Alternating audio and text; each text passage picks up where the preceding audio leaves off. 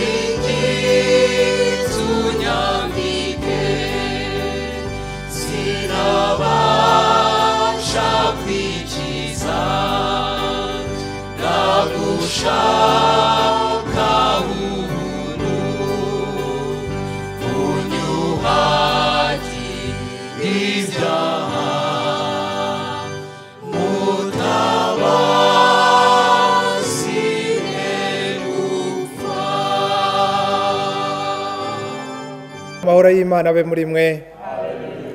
Imana ishimwe cyane, tunejejwe no kubona uyu mwanya wo kubaha ikaze muri iri teraniro mwateguriwe n'Itorangirikani ry'u Rwanda kugira ngo turamye Imana, kugira ngo twumve ibyo itubwira kandi natwe tuyibwire ibi turi ku mitima. Izina ry'Imana rihabwe icyubahiro. Reka dusenge. Uwiteka mwe Mana, tuje imbere yawe kugushimira ibyiza bikomeye ujya uduha, kuguhimbaza uko ukwiriye rwose, kumva ijambo ryawe ryera, kandi tuje kugusaba ibyo twifuza mu mitima yacu ndetse n'ibyifuzo by'imibiri. Turakwinginze ngo uze ubane natwe, kandi ubwo uri Imana yera turagusabye ngo utubabarire ibyaha byacu, maze duterane n'Imana yera natwe twejejwe nawe. Udutonyangiriza amaraso y'umwana wawe Yesu Kristo, maze utubabarire ibyaha byacu twagukoreye, mu byo twavuze, mu byo twakoze, mu byo tutakoze bikwiriye. Mwami, turakwinginze ngo utubabarire, kuko uri Imana ibabarira, uri Imana y'inyembabazi. Twizeye ko utubabariye, kuko aricyo cyatumye utanga umwana wawe Yesu Kristo, aratwishyurira, atubambirwa ku musaraba, urwandiko rwaturegaga ararubamba. Mwami, tukaba twizeye ko turi muri presence yawe, mu bwiza bwawe, mu kugendagenda kwawe, twemewe nawe kandi watubabariye. Izina ryawe rihabwe icyubahiro. Tugutuye ibiri bukorwe byose hano ngo biheshe izina ryawe icyubahiro, kandi bituma abantu bawe bishimira kuba mu bwami bwawe. Tubisabye twizeye mu izina rya Yesu, amen. Reka dukomeze duce bugufi noneho dusenge, dusengera ibyifuzo bitandukanye, kandi dusengera n'ibiri ku mitima dufite, duhuje umutima, kuko dufite iryo sezerano yuko Yesu yatubwiye ngo ababiri muri twe nibahuza umutima mu isi wo kugira icyo basengera ngo bazagikorerwa. Reka rero dusenge duhuje kandi tujyana. Uwiteka mwe Mana, turi imbere yawe tugushimira amahoro turimo, tugushimira ibihe turimo, nubwo hari iyi ndwara, nubwo hari iki cyorezo, ariko turagushimira inama z'abatuyobora, abaturi imbere, zadufashije uyu munsi tukaba twumva abarwayi bakira, twumva abandi barindwa, ndetse Mwami twumva ko ibintu bigenda birushaho kuba byiza. Turagushimira rero, turagushimira abayobozi b'igihugu, uhereye kuri nyakubahwa Perezida wa Repubulika, Paul Kagame n'umuryango we n'abamufasha bose tubashyize mu biganza byawe kugira ngo ubarinde, ukomeze kubayobora, ukomeze kubakunda, ukomeze kubitaho, kandi ubahe ubwenge bwo kutuyobora neza kugira ngo igihugu gikomeze kugira amahoro n'iterambere n'umutekano. Mwami, turasengera abashinzwe umutekano badufasha mu buryo butandukanye. Turasengera abaganga bari kuri uru ruhembe rw'imbere barwana n'indwara n'iki cyorezo. Mwami, turabasengeye mu izina rya Yesu Kristo umwami wacu, amen. Kandi turasengera n'itorero ryawe, itorero waguze amaraso y'igiciro cyinshi, amaraso y'umwana wawe Yesu Kristo. Turagusenga tukwinginga ngo ukomeze itorero ryawe, uryuzuze umwuka wawe wera kugira ngo rishobore guhagarara mu bihe nk'ibi rivuga inkuru yawe, rikuvuga inkuru nziza kandi rigaragaza ubwami bwawe. Turasengera abayobozi b'itorero ryacu duhereye ku mwepiskopi mukuru Dr. Laurent Banda, kandi n'abasenyeri bose n'abapastori bose n'abantu bose bakora umurimo wawe kugira ngo izina ryawe rihabwe icyubahiro. Ibyo nabyo tubisabye twizeye mu izina rya Yesu Kristo umwami wacu. Kandi Uwiteka mwami Imana, turakwereka abarushye n'abaremerewe, duhuje inama, duhuje umutima muri iki gitondo. Turakwereka abantu barimo kunyura mu bihe bitoroshye, yaba ari iby'uburwayi, yaba ari iby'ubutunzi by'imitungo, yaba ari iby'ibibazo hagati y'imibanire y'abantu, imiryango ku yindi, abagabo n'abagore, ababyeyi n'abana.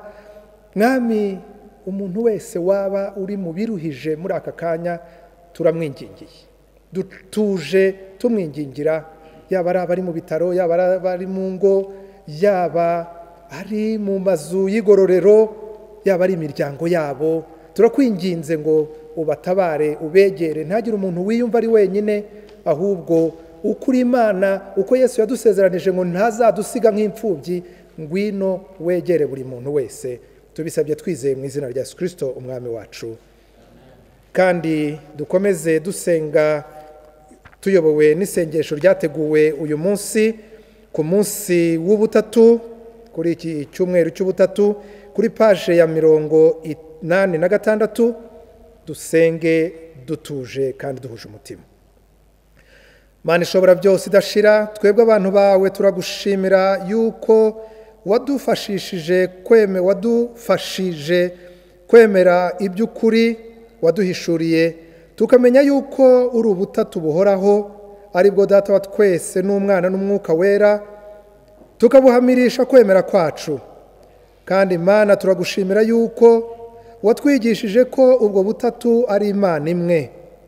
None turagusenga Mana, dushima ubumana bwawe bukomeye. Nuko turakwinginze uturinde dukomeze kwizera ibyo byose, kandi ujye uturinda ibyago byose byadutera. Niwe Mana ihoraho, uri ku ngoma, kandi uri Imana imwe iteka ryose, mu izina rya Yesu Kristo umwami wacu, amen.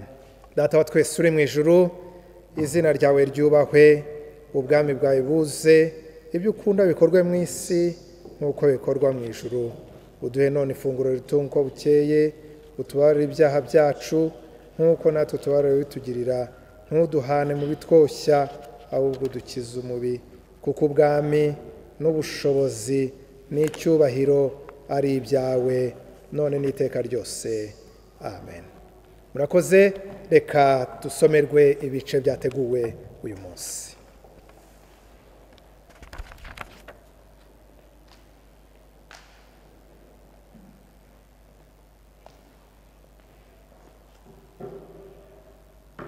Igice cya mbere tugiye gusomerwa kiri mu gitabo cy'umuhanuzi Yesaya, igice cya 40, duhereye ku murongo wa 12. Murongo wa 12 mu gice cya 40 igitabo cy'umuhanuzi Yesaya. Umutwe w'amagambo uravuga ngo uburyo Imana ikomeye. Ninde wigeze kugera amazi y'inyanja ku rushyi, akageresha ijuru intambwe z'intoki, akabona indengo yajyamo umukungugu wo ku isi, agashyira imisozi mu gipimo n'udusozi akatugera mu mizani. Ninde wigeze kugenzura umwuka w'Uwiteka akamuhugura nk'umugira inama? Ninde yigeze kugisha inama, kandi ninde wigeze kumwigisha akamwereka uburyo bwo guca imanza zitabera, akamwigisha ubwenge, akamuha uburyo bwo kwitegereza? Dore amahanga ameze nk'igitonyanga kiri mu kibindi, agereranywa n'umukungugu ufashe ku minzani. Dore aterura ibirwa nk'uterura akantu gato cyane. I Lebanoni ntihaba inkwi zo gucana zihagije, kandi n'inyamaswa zaho ntizashyika kuba igitambo cyoswa. Mu maso ye amahanga yose ni nk'ubusa, kuri we abarwa nk'ubusa, ndetse ari hanyuma y'ubusa. Nuko rero Imana mwayihwanya nande, cyangwa mwayigereranya na shusho ki? Dore igishushanyo kibajwe, umucuzi abanza kukiyaza, umucuzi w'izahabu akagiteraho izahabu, akagicurira imikufi y'ifeza. Umutindi utabona ituro ringana rityo ashaka igiti kitazabora, maze akishakira umukozi w'umuhanga wo gushinga igishushanyo kibajwe kitazakuka. Mbese ntimwamenye kandi ntimurakumva? Ntacyo mwabwiwe uhereye mbere na mbere? Uhereye igihe isi yaremewe ntacyo mwasobanuriwe? Iyo niyo yicaye hejuru ku rusenge rw'ijuru, abaturage bo mu isi bameze nk'ubuzikira. Niyo ibamba ijuru nk'inyegamo, ikaribamba nk'ihema ryo kubamo. Ibikomangoma ikabihindura ubusa, n'abacamanza bo mu isi ikabahindura bitagira umumaro. Ni ukuri niyo bagiterwa, ni koko niyo bakibibwa, kandi igiti cyabo niyo kigishora imizi mu butaka. Imana ibahuhaho bakaraba, umuyaga wa serwakira ukabayora nk'ibishingwe. Nuko rero mwangereranya nande twahwana? Ni ku Uwiteka abaza. Nimwubura amaso yanyu murebe hejuru, ninde waremye biriya, agashora ingabo zabyo mu mitwe zose, akazihamagara amazina? Kandi afite imbaraga nyinshi, akagira amaboko n'ububasha. Nicyo gituma nta na kimwe kizimira. Yewe Yakobo, Isirayeli, niki gituma wiganyira ukavuga uti Uwiteka ntareba inzira zanjye, kandi ibyanjye Imana yanjye yarabyirengagiza? Mbese ntiwari wabimenya? Ese nturabyumva?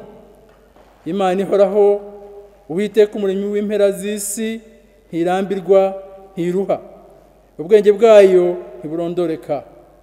Niyo iha intege abarambiwe, kandi utibashije imwongeramo imbaraga. Abasore b'imigenda bazacogora baruhe, n'abasore bazagwa rwose. Ariko abategereza Uwiteka bazasubizwamo intege nshya, bazatumbagira mu kirere, bagurukisha amababa nk'ibisiga, baziruka be kunanirwa, bazagenda be gucogora.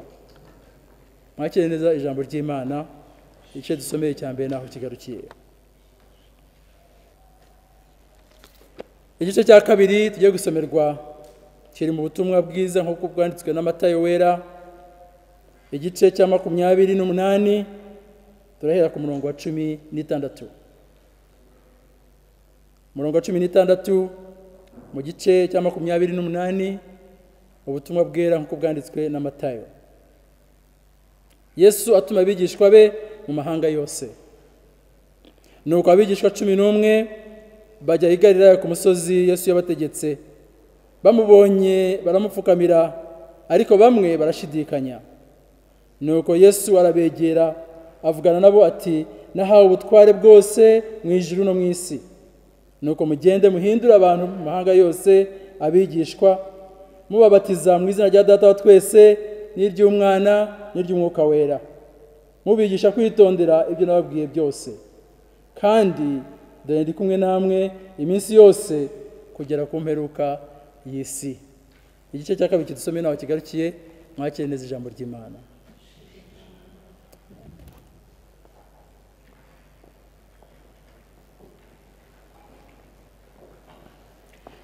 mwaramutse kandi muraho. Turashima Imana nanone yongeye kuduha umugisha wo kugira ngo twongere tuze mu mago yanyu tubasange aho muri. Turabashimira Imana cyane. Tumaze iminsi dushima Imana iduha umugisha wo kubasura hafi buri cyumweru, noneho ni twebwe tuza mu mwanya wo kugira ngo bari mwebwe muza, kandi nabyo turabishimira Imana. Turashima imiryango imaze igihe rwose ku cyumweru bahura, umuryango wose ugahurira hamwe bagashyiraho izi porogaramu zacu zo kuri televiziyo mugasengana natwe. Izo raporo turazibona kandi turabashimira cyane. Turashima ibyo murimo gukora, mwebwe abandi barimo kwitanga mugakomeza gusangira na bagenzi banyu kuri by'Imana yabahaye, namwe turakomeza kubashimira. Turashimira abapastori murimo kwitanga, turabashimira cyane rwose uburyo mwitanga mugakomeza kuvugana n'abantu bacu no kubashakisha. Abakirisitu bashaka namwe abapastori banyu, tubona ari ibintu byiza cyane. Turashimira leta yacu kubw'imirimo myiza imaze iminsi ikorwa, cyane cyane turashimira Imana kubwaguma mu rugo irimo kugenda yoroha. Iki cyumweru abamotari baraje, numva bamaze iminsi ngahe sinakubwira rwose, ni umunezero mu mujyi. Hari abandi bari bamaze iminsi kujya ku kazi bibagora, ariko ngira ngo ubu ngubu byoroshye. Ariko kuba abamotari mwarasubiye mu muhanda ntabwo bikuraho ikibazo cyangwa se iki cyorezo tumaze iminsi duhangana nacyo. Turabibutsa ngo mukomeze kwirinda nk'uko bababwiye, kandi tukongera tukibutsa inshuti zacu za Rusizi ndetse na Rubavu. Mu kanya umwepiskopi mukuru araza kubasengera, ariko turenda kubibutsa yuko tubakunda kandi ko turi kumwe namwe. Twaramenye ko uburwayi bwabagezemwo, tubabwire ngo mwihangane. Abatararwara mukomeze mwirinde. Abarwaye cyangwa se ukumva ufite ikintu kitari cyiza, ubu burwayi ni byiza ko bumenyesha umuganga bukiri kare. Simbuka ujya aho umuganga ari ubabwira uti numva ameze n'incyamfite umuriro, nk'uko badusobanurira ibyo bintu byose, hanyuma ubone ubufasha. Twashimiye Imana rwose tubonye kuno gufungura kugenda koroha. Turizera ko natwe abamatorero birimo kugenda bitwegera buhoro buhoro. Dusabe rero abakirisitu bacu mwihangane, turaba dusengera kuri iyi televiziyo. Biragaragara ko mu minsi itari ya kure turi busubire mu nsengero zacu, kuko turabona ibintu birimo kugenda bitungana nubwo hari bagenzi bacu babangamiwe muri no minsi. Twabashimiye Imana rero. Mu kanya umwepiskopi mukuru nawe araza kuza abasuhuze, kandi agira akanya ko gusengera abantu ba Rusizi na Rubavu. Mu kanya araza kubasengera kugira ngo Imana yacu ikomeze kubafasha. Murakoze rero, Imana ibahe umugisha. Turashima muri iki gitondo ko mwongeye gufatanya natwe. Turashima ko mwongeye kutwakira mu ngo zanyu, mu miryango yanyu, muri salo zanyu. Turashima Imana kuri uyu mwanya, kandi tubonereho n'uburyo hamwe n'abo dufatanije bose bwo kubaramutsa mu izina ry'Umwami wacu Yesu Kristo. Amahoro y'Imana bane namwe. Uyu munsi ni umunsi mwiza, ni umunsi twishimiye, ni umunsi wo guhimbaza, ni umunsi wo kuramya, ni umunsi wo gushimira Imana aho idukuye n'aho itugejeje, ibyo imaze kudukorera no muri iki gihe cya Covid. Ntabwo ari bikeya, Bishop Amoti yabivuze, sindi bubisubiremo. Nagira ngo rero nk'uko bansabye dufatanye, tugira akanya ko gusengera abantu bo muri Rusizi, ndetse dufatanye dusengere n'abantu bo muri Rubavu. Ubwo rero aho muri, ndazi yuko hariho bamwe muri mwebwe dufatanije rwose turi kumwe uyu munsi. Nagira ngo ngende mbasaba kugira ngo dufatanye gusenga. Nagira ngo rero rwose Bishop Mvuna abandi aho uri, iwawe mu rugo wicaye muri salo, nagira ngo usengere abaganga bo muri ibyo bice, nagira ngo usengere abareba umutekano bari muri ibyo bice, nagira ngo usengere abayobozi b'inzego z'ibanze bari muri ibyo bice, nagira ngo usengere abakozi b'Imana bari muri ibyo bice, nagira ngo usengere abafashwe n'icyo cyorezo cya Covid kugira ngo Imana ibarinde kandi babone ubufasha bukwiye. Nagira ngo usengere ababo barwaje batekereza kuri abo barwaye, nagira ngo usengere ku batararwara, nagira ngo usenge Imana ikingire kandi ikinge, irinde, ikumire icyo cyorezo muri icyo gice, maze n'abariho babafasha nabo Imana ibarinde. Nagira ngo ngusabe usenge, natwe twicishe bugufi dufatanye nawe. mu ijuru mugabyi muremye kandi murenzi w'abantu twese, mu gihe ku isi yose no mu gihugu cyacu dukomeje guhangana n'icyorezo cya COVID-19, turagushimira uburyo ukomeje kuturindamo kuko byashoboraga kuba bibi cyane, kandi turagusaba kugira ngo tubere umuti n'urukingo dukize iki cyorezo. Kandi turagira ngo ku buryo bw'umwihariko tuguture akarere kacu ka Rusizi, aho kubera ubucuruzi bwambukanye imipaka habonetse ubwandu bwa COVID-19. Turagusaba rero kugira ngo abanduye bose ubagaragaze kandi ufashe unayobore abakora umurimo wo kubavura, bakora ibikwiriye mu gihe gikwiriye, babavure bakire vuba. Kandi turagira ngo tuguture aho igihugu cyacu gihana imipaka hose n'ibihugu bidukikije, kugira ngo uharinde, uturinde rwose ubundi bwandu bushya, maze wiheshe ikuzo n'icyubahiro mu Rwanda no mu bihugu duhana imbibi ndetse no ku isi yose, dukize icyorezo. Tubigusabye tubigushimira mu izina rya Yesu Kristo umwami wacu, amina. Reka nongere nsabe Bishop Sembegera rwose, aho uri ugomba kuba nawe uri kumwe natwe, kuko njya nganira nawe ukatubwira yuko dukurikira buri munsi, aho uri muri salo muri kumwe na madamu n'abandi se mwaba muri kumwe. Nawe nagira ngo ngusabe usengere abantu bo muri Rubavu, usengere abayobozi b'inzego z'ubutegetsi bwa leta muri Rubavu, usengere abaganga, usengere Bishop Augustine n'umuryango we, usengere abakristo muri Rubavu n'abanyarwanda bose bo muri Rubavu, usengere ababa barafashwe n'icyo cyorezo cya coronavirus, usengere abacunze umutekano bakurikira, usengere abangabo bariho bakurikirana bapima kugira ngo nabo Imana ibarinde, ubasengere, usengere ngo icyo cyorezo gikumirwe muri icyo gice, kandi Imana ikomeze kubarinda. Bishop Sembegera, aho uri rwose ngusabe usengera abo bantu. Duhuze umutima dusengere akarere ka Rubavu, ubuyobozi bwako, abagatuye bose, n'itorero Anglikani ry'u Rwanda rikorera muri ako karere. Uwiteka Mana yacu, tugushimiye uyu munsi waduhaye nk'impano iva mu rukundo rwawe, kandi wadusezeranije ko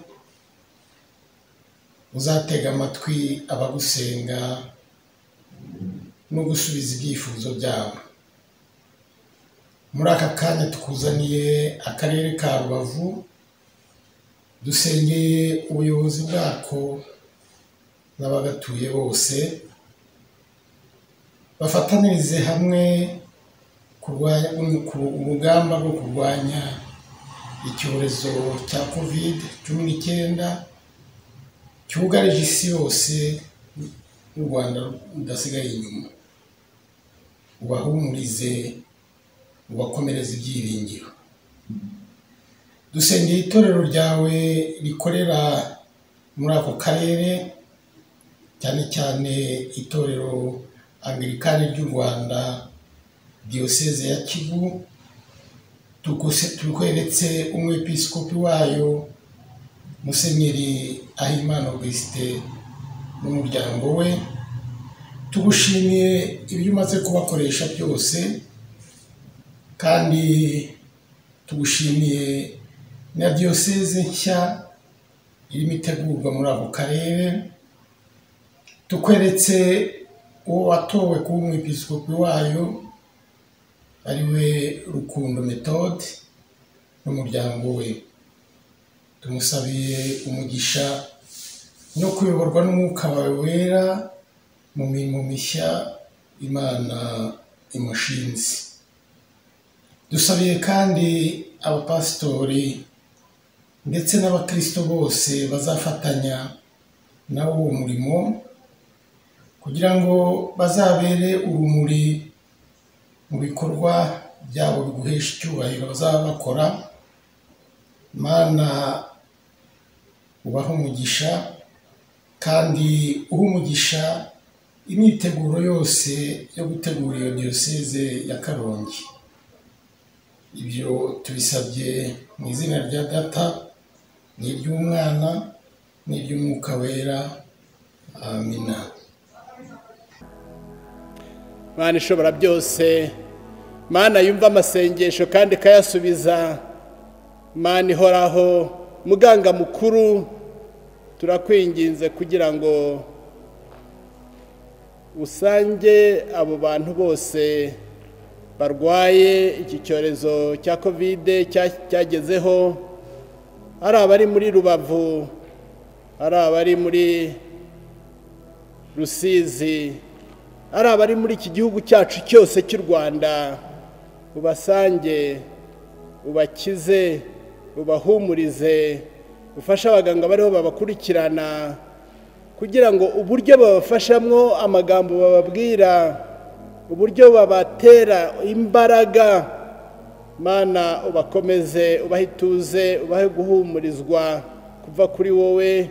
Abaganga ubahe ubwenge, ubahe ubushishozi, ubakoreshe kugira ngo abantu bakire. Turakwinginze, turagusabye kandi kugira ngo abo bariho bakurikirana bapima, abacunze umutekano, abaganga, abaforoma bakurikirana abo bantu, bitaye kuri abo bantu bariho badufasha muri ubwo buryo bwo gukumira, kugira ngo n'abaho bagenda mu mihanda, aho bagenda mu ngo, aho bagenda mu midugudu, Mana ishobora byose nabo ubarinde kandi ubanire imiryango yabo. Turagusaba Mana ihoraho kugira ngo wumve amasengesho yacu nk'uko twayakugerejeho. Mana turakwingize kugira ngo wumve amasengesho yacu kandi uyasubize mu buryo buhwanye no gushaka kwawe.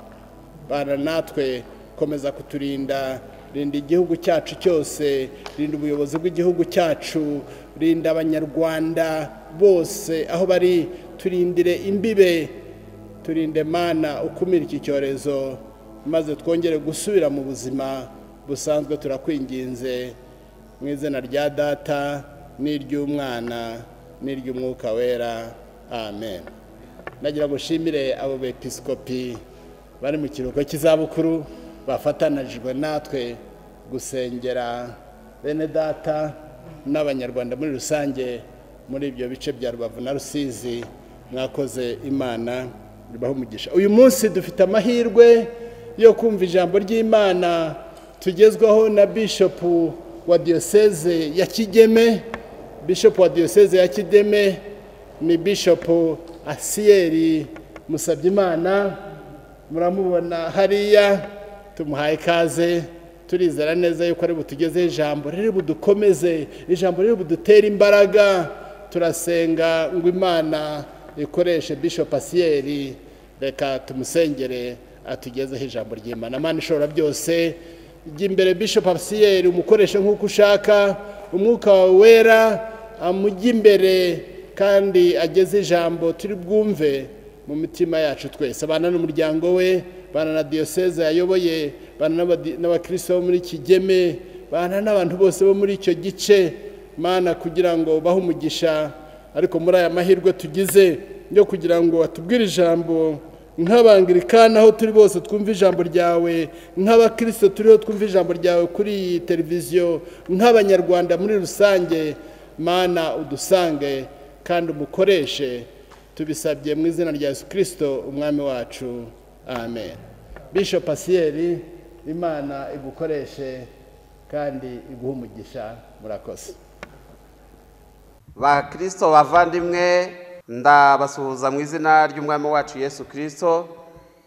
Nishimiye kandi uyu mwanya kuba mbonye uyu mwanya w'igiciro wo kuganira namwe ku ijambo ry'Imana.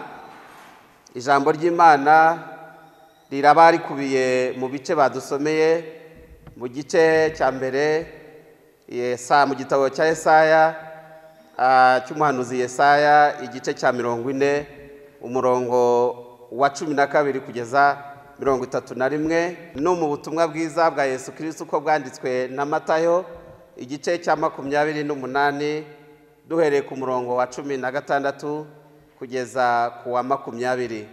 Reka dusenga Imana. Mana data twese, tugushimiye uyu mwanya mwiza uduhaye w'ijambo ryawe. Tugushimiye ko ugiye kubana natwe kandi ugiye kubana n'abakristo hirya no hino bari kumva ubu butumwa, kugira ngo ukomeze kubagirira neza no kubaha umugisha wawe. Ngwino tuyobore, reka umwuka wawe wera dukomeze adukoreshe, tubisabye mu izina ry'umwami wacu Yesu Kristo, amena. Ijambo ry'Imana tugiye kuganiraho rifite intego ivuga ngo kwizera Imana imwe mu butatu bwera. Uyu munsi ni icyumweru cy'ubutatu bwera, ni icyumweru kiba mu byumweru 8 nyuma ya Pasika. Kuki tuvuga ubutatu bwera? Ni ukuvuga Imana imwe mu butatu bwera, Imana data twese, Imana umwana, Imana umwuka wera. Ni ukuvuga ngo ni Imana imwe, umuremyi w'ijuru n'isi kandi w'ibintu bigaragara n'ibitagaragara. Kubaho kwabwo ni kumwe, kudashira kwabwo n'imbaraga zabwo n'icyubahiro cyabwo birahwanye. Nk'uko tubisanga mu butumwa bwiza bwa Yesu Kristo uko bwanditswe na Yohana igice cya mbere umurongo wa mbere. Imana umwana ni ukuvuga Yesu Kristo, kandi Yesu Kristo ni umukiza wacu, umwami wacu, n'ijambo w'Imana nk'uko tubisoma mu butumwa bwiza bwa Yesu Kristo uko bwanditswe na Yohana igice cya mbere umurongo wa mbere. Niwe nzira n'ukuri n'ubugingo, nta ujya kwa data atamujyanye, kandi amaraso ye yameneye ku musaraba niyo atwezaho ibyaha byacu byose, nk'uko tubisoma mu rwandiko rwa mbere Yohana yanditse igice cya mbere umurongo wa 7.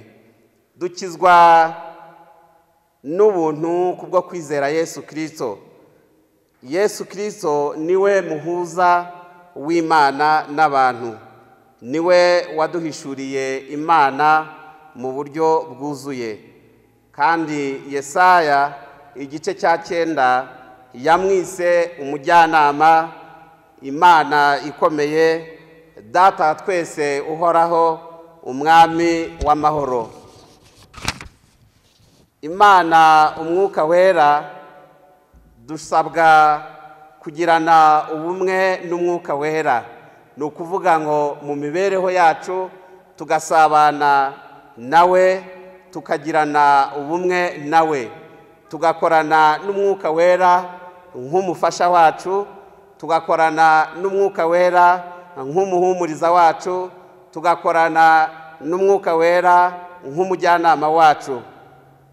Aduha kubaho mu buzima bwo kubaha no guhesha Imana icyubahiro, kandi akatuyobora mu kuri kose. Ndetse Pawulo yandikira Abagalatiya igice cya 5 umurongo wa 16 yaravuze ati, ndavuga nti muyoborwe n'umwuka wera, kuko ari bwo mutazakora ibyo kamere irarikira. Kumenya ko umwuka wera ari isezerano, ari uwisezerano, yaje kugira ngo agendane natwe, abane natwe, atubere umufasha muri byose. Ndagira ngo ngaruke ku bice badusomeye mu gitabo cy'umuhanuzi Yesaya igice cya 40 umurongo wa 12 kugeza 31, ndetse no mu butumwa bwiza bwa Yesu Kristo uko bwanditswe na Matayo igice cya 28 umurongo wa 16 kugeza 20. Ndagira ngo mbere yuko ngira icyo mvuga kuri ibi bice ngaruke kuri Yesaya gatoya ndetse no kuri iki gitabo. Ubundi Yesaya, izina Yesaya bivuga agakiza, Uwiteka arakiza cyangwa agakiza k'Uwiteka. Iki gitabo cy'umuhanuzi Yesaya kigizwe n'ibice bitatu.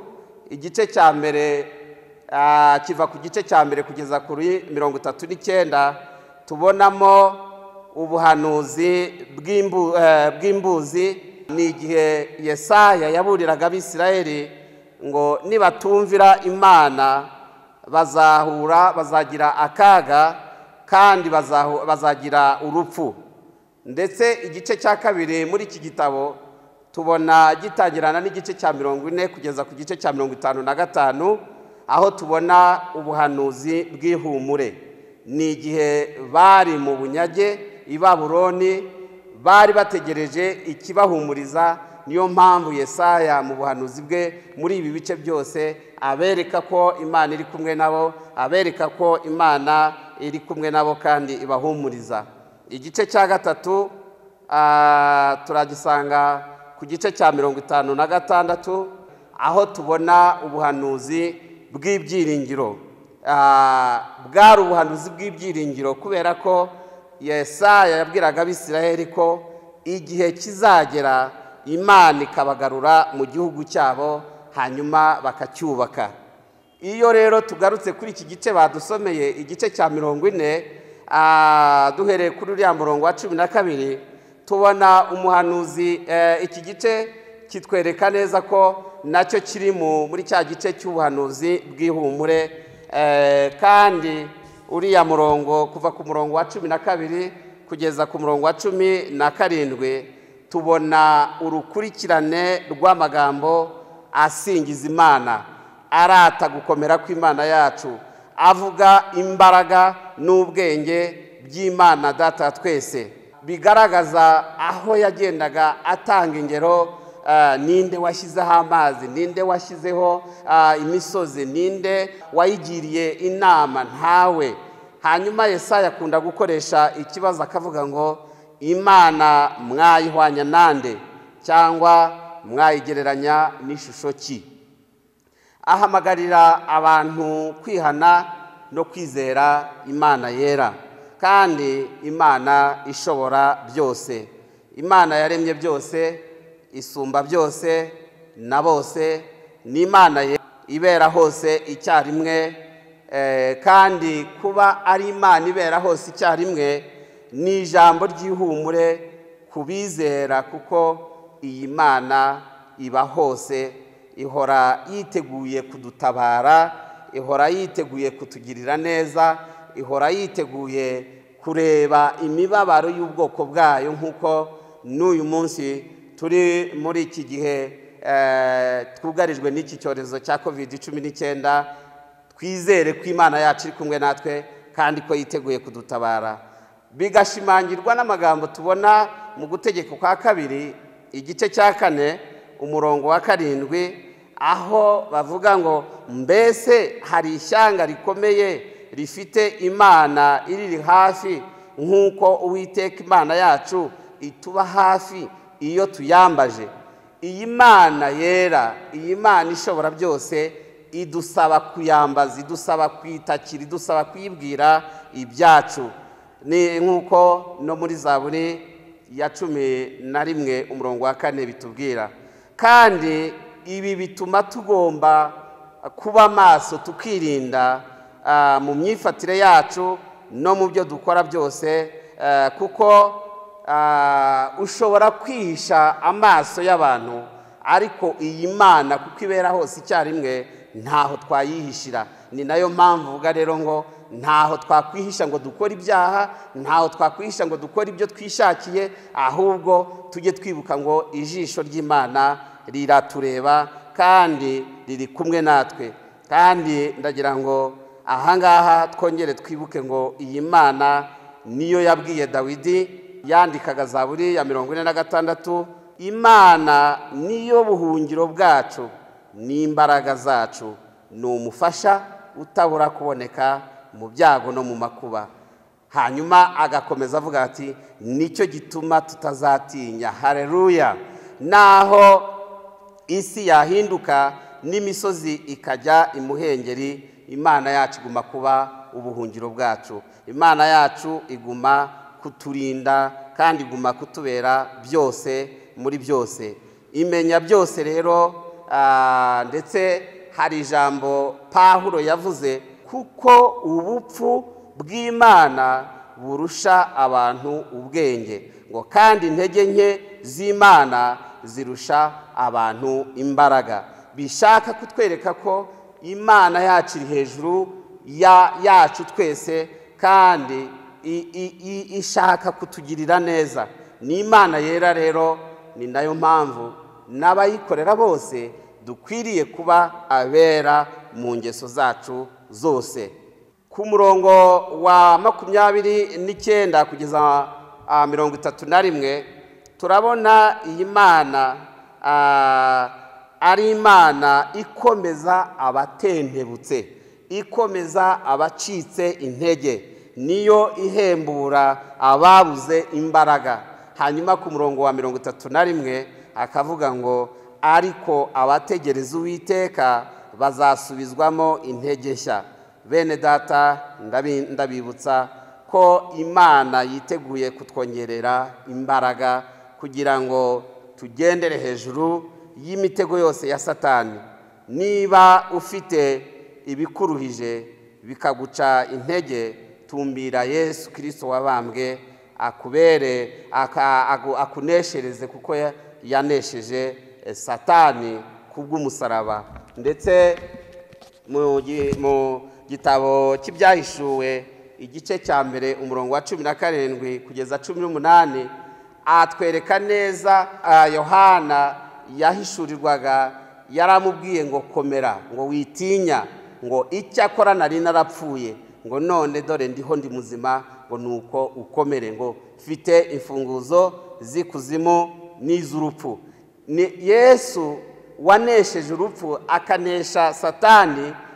Mwishingikirizeho, mwakire akubera umwami n'umukiza wawe, hanyuma urakomera ushikame. Mu gice rero cya kabiri badusomeye muri ubu butumwa bwiza bwa Yesu Kristo bwanditswe na Matayo igice cya 28 umurongo wa 16 kugeza 20, tubona Yesu yari yongeye kwiyereka abigishwa be. Hanyuma turabizi ko bari bamaze iminsi barahungabanijwe nuko bamubonye abambwa, ndetse agapfa ariko akazuka, ariko byabafashe igihe kugira ngo bongere kwizera cyangwa bagire kwizera kuzuye. Ariko Yesu ku murongo wa 19 kugeza 20 Yesu abaha inshingano nkuru, ari nayo yahaye itorero rye. Iyi nshingano aravuga ngo nuko mugende muhindure abantu bo mu mahanga yose abigishwa. Ibi bijyanye n'intambwe eshatu, harimo mugende mubabatize mu izina rya Data twese n'iry'Umwana n'iry'Umwuka wera, hanyuma mubigishe kwitondera ibyo nababwiye byose. Ndashaka kubabwira ngo iyo tugeze kuri inshinga mugende, mu cyumweru gishize umwepiskopi mukuru yatubwiye ko dushobora kugenda mu buryo butatu.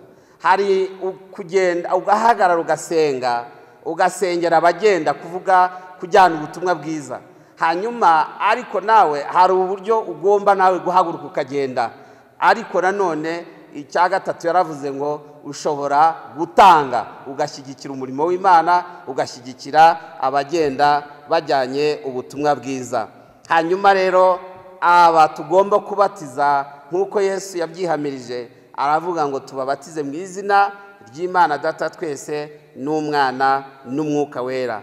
Aha Yesu bwe nawe yahamije Imana imwe mu butatu bwera, Imana ikorera mu bumwe bwuzuye. Hanyuma icya gatatu aravuga ngo mubigishe kwitondera ibyo nababwiye byose, kandi kwiga ntabwo bigira iherezo keretse igihe cyose uzaba utakiri mu isi. Hari umuhanga umwe wavuze ngo iminsi yose Imana iguha kubaho mu isi ngo ni ishuri ry'ubuzima bwawe. Bishaka kuvuga ngo na igihe cyose duharanira kwiga, reka twige tumenye neza ijambo ry'Imana ribe muri twebwe rigwiriye kandi turishyire mu bikorwa. Ibyo bizatuma duhinduka abigishwa nyakuri ba Yesu Kristo. Hanyuma Yesu arangizanya n'ijambo ry'ihumure kandi ribizeza ko ari kumwe nabo kugeza ku mperuka y'isi. Reka twizere uyu mwami Yesu Kristo udusezeranya ko ari kumwe natwe kandi ko azabana natwe kugeza ku mperuka y'isi. Ndagira ngo ndangirize ku bintu bitanu ushaka kuvuga nk'inyigisho dukwiriye kuzirikana kuri uyu munsi ku bw'ijambo ry'Imana twumvise. Ndagira ngo icyambere, ndagira ngo rwose mbasabe ngo mureke tugarukire iyi Mana, twihane ibyaha byacu bitume duhinduka ubuturo bw'umwuka wera. Hanyuma nk'uko Pawulo yandikiye Abaroma igice cya 8 umurongo wa 10 akavuga ngo kuko abayoborwa n'umwuka w'Imana nibo bana b'Imana. Haleluya. Icya kabiri, iyi Mana ishaka ko tuyigandukira tukarwanya Satani kuko nawe azaduhunga. Twegera Imana kuko nayo izatwegera. Nk'uko urwandiko rwa Yakobo igice cya 4 umurongo wa 7 kugeza ku wa 8 bitubwira. Hahirwa abegerwa n'Imana bakomatana nayo. Icya gatatu, reka twizere uyu mwami Yesu Kristo utwizeza kuba hamwe natwe kugeza ku mperuka y'isi. Ndabinginga ngo mwakire uyu mwami mubone ubugingo buhoraho, kuko uwizera niwe ufite ubugingo buhoraho. Icya kane, ndagira ngo mbashishikarize gukomeza gukunda Imana imwe mu butatu bwera, muyikundisha umutima wayo wose n'imbaraga zanyu zose n'ubwenge bwanyu bwose. Hanyuma icya gatanu nuko dukwiriye kugomeza gukorera Imana yacu tuyubahisha ibyacu byose kandi duharanira no gukorana nayo, dutanga icya 10 n'amaturo bishyitse, kuko iri ni itegeko ry'Imana, ntabwo ari uguhitamo kwawe. Kandi ndagira ngo mbabwire ngo kubahiriza ibi ngibi bizana imigisha myinshi, nk'uko igitabo cyo Gutegeka 2 igice cya 28 umurongo wa 1 kugeza kwa 12 bitubwira. Imana rero ibagirire neza, muzirikane izi ngingo 5 kuri uyu munsi w'ubutatu bwera, kandi Imana ikomeze kubabera ubuhungiro muri byose nibyo mbifuriza mu izina ry'Imana Data twese n'Umwana n'Umwuka wera. Amena. Arakoze nyakubahwa Bishop Asiel ku butumwa atugejejeho. Reka tubutekerezaho, mbasabe aho turi duhaguruke mu cyubahiro cy'Imana, tuvugire hamwe ukwemera kwacu nk'abakristo dukoresheje amagambo yo kwemera kw'intumwa. Ariko nk'uko mubizi ko uyu munsi ari umunsi w'ubutatu bwera, babona umwanya twabagira inama yuko muza gusoma no gusubiramo mu miryango ukwemera kwa Athanasio wera, Athanasius Creed, iri kuri page ya 27. Ariko ubu twese duhagurutse tuvugire hamwe kwemera kwacu duyobowe n'igitabo cy'amasengesho kuri page ya 9. Nemeye Imana Data wa twese ushobora byose, nemeye Imana Data wa twese ushobora byose, umuremyi w'ijuru n'isi, nemeye na Yesu Kristo umwana w'ikinege, umwami wacu wabyawe n'umwari Mariya, kandi yonde yasamye ari y'Umwuka wera, yabajwe Pontiyo Pilato yari umutegetsi, abambwa ku musaraba, arapfa, arahambwa, amanuka ikuzimu mu bapfuye, azuka ku munsi wa gatatu, ajya mu ijuru, none yicaye iburyo bw'Imana Data wa twese ushobora byose, niho azava aje gucira abakiriho n'abapfuye urubanza.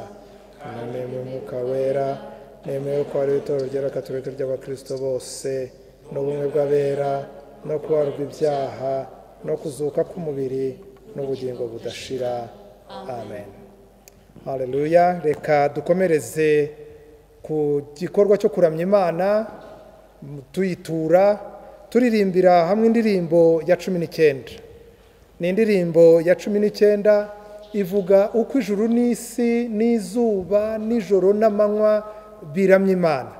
Reka rero dufatanye nabyo kuramya Imana dukoresheje ubutunzi Imana yaturagije kugira ngo ihabwe icyubahiro kandi ubwami bwayo bugaragare mu mirimo y'itorero.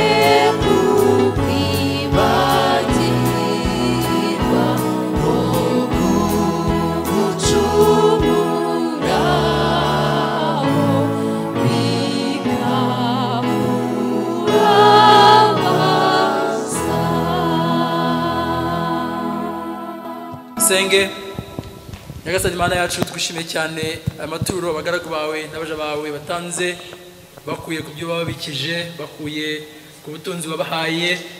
Turakwinginze ngo ituro riri umugisha rikora umurimo wawe, rifasha abakene, rifasha abashonje, kandi tugushimiye n'imitima itanga, imitima ikunda gutanga, imitima ikunda kwitanga kugira ngo uyihe umugisha. Kandi dusengeye imirimo yacu dukuramo iri turo, imirimo myiza dukora iyo ari yo yose iguhesha icyubahiro uyihe umugisha, kugira ngo tuyikore tunezerewe, dukuremo icyo dutunga ariko dukuremo n'ituro tuguha.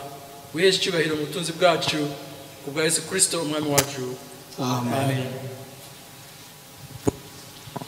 Imana ishimwe ku ijambo ryayo, kandi umwuka wera w'Imana arigeze mu mitima yanyu aho muri kubaryumvise mwese, ndetse n'abari buze kuryumva nyuma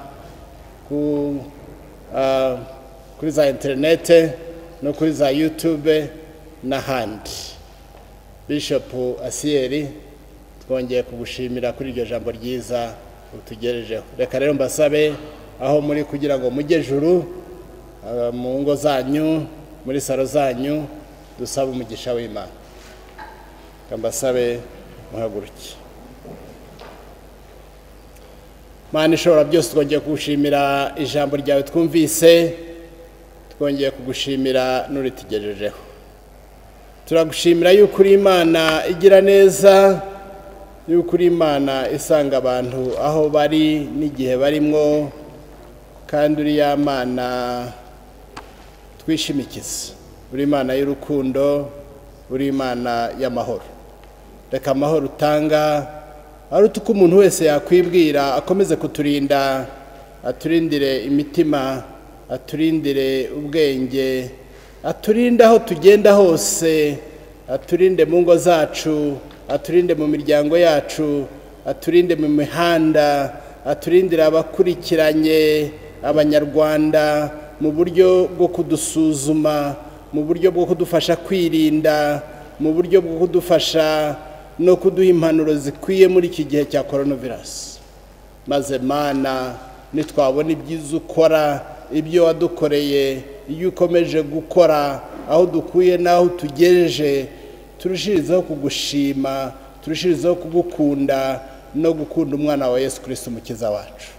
Kandi umugisha w'Imana ishobora byose, Imana Data, Umwana, Umwuka Wera, bane natwe twese aho turi, bane natwe twese mu miryango yacu, mu ngo zacu.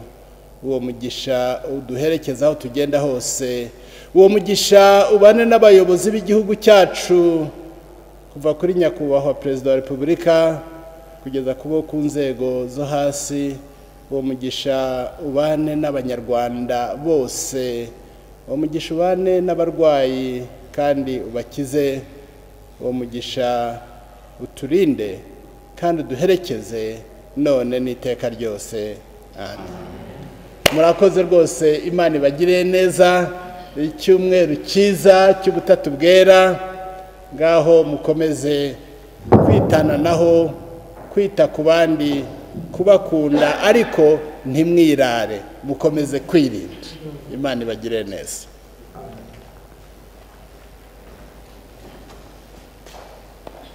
Reka tugihagaze dusoze n'indirimbo ya 406, n'indirimbo iduhagurutsa iturarika kugira ngo tujyane ubutumwa, ntibugume aho turi gusa, ahubwo tubujyane muri Afurika no mu isi yose.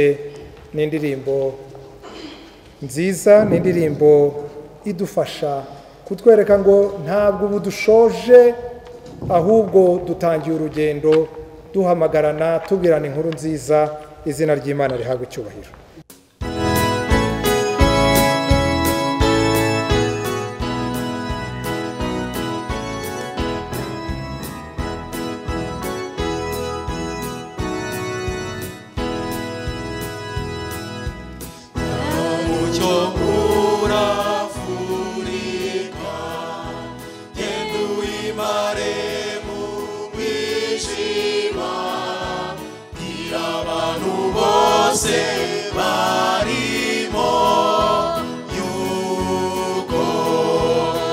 Sakiza koya dukijije, niwe mwami, niwe mwami, niwe mana, niwe mwami, niwe mana, igikiza abanyabyaha, twebwe abanyabyaha.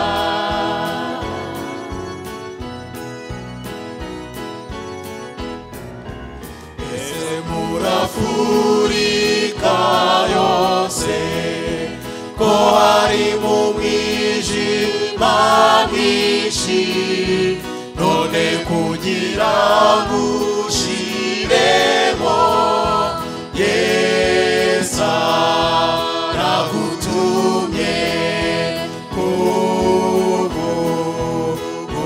kubutumwa. Wiceceka, wiceceka, wiceceka, wiceceka, jyana umucyo umurikira Afurika.